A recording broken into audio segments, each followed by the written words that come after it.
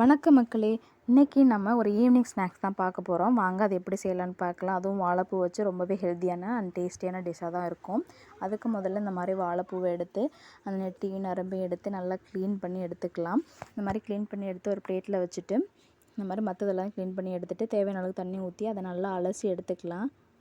நல்லா அலசி அது ஒரு பக்கம் எடுத்து வச்சுட்டு இப்போ நம்ம செய்ய தேவையானது 2 டீஸ்பூன் கடலை மாவு, 1 டீஸ்பூன் அரிசி மாவு, கரம் மசாலா 1/2 டீஸ்பூன், மிளகாப்பொடி 1 டீஸ்பூன், தேவையான அளவுக்கு உப்பு சேர்த்துட்டு கொஞ்சமாக பெருங்காயத்தூளும் சேர்த்துட்டு அலசி வச்சுருந்த வாழைப்பூவையும் சேர்த்து நல்லா பெசரி கொடுத்துக்கலாம். அப்போ தான் அந்த மசாலாலாம் உள்ளே போகும்.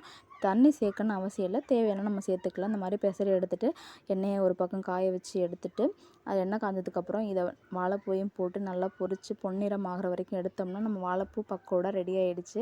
இது போல் உங்கள் வீட்லேயும் உங்கள் குட்டீஸுக்கு செஞ்சு கொடுத்து எப்படி இருக்குன்னு எனக்கு கமெண்ட் பண்ணுங்கள்.